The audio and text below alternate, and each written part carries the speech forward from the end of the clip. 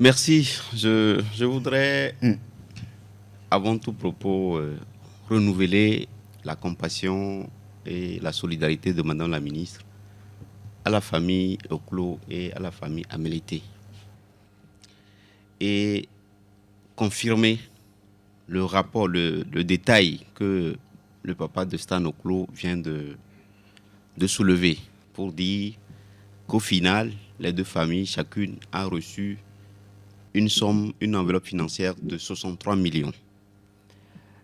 Avant l'arrivée de Madame la Ministre à la tête du ministère, les deux familles avaient reçu 38 millions, composés, je vais Ouais, le répéter, comme il l'a dit, ouais.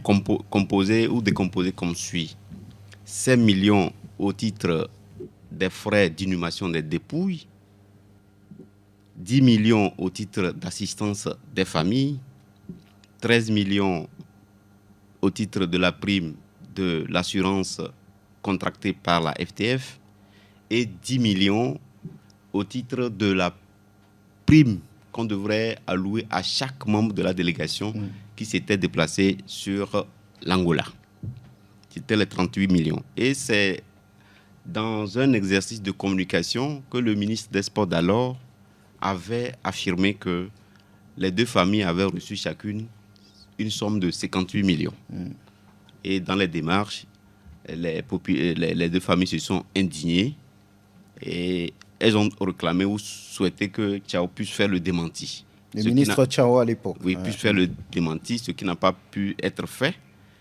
Et à chaque date anniversaire, les deux familles se concertaient, écrivaient aux plus hautes autorités du pays, écrivaient également aux différents ministres qui se sont succédés. Avec l'arrivée de Madame la ministre, Dr Lydie Bessikama, à la tête du ministère, elle s'est saisie du dossier. Je confirme tous les propos qu'il a tenus.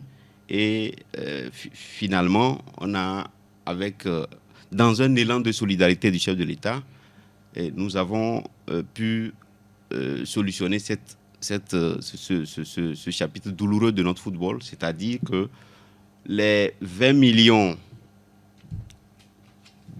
qu'il qualifie de reliquats, que les deux familles qualifient de reliquats, et les 5 millions supplémentaires, parce qu'une prime de 10 millions à chaque membre de la délégation a été décidé d'être accordée, mais sur demande du Premier ministre d'alors, il a été dit de leur augmenter les familles éplorées, ceux qui ont perdu. Le Premier ministre Mungbo, c'est ça, Mungbo leur a demandé qu'on leur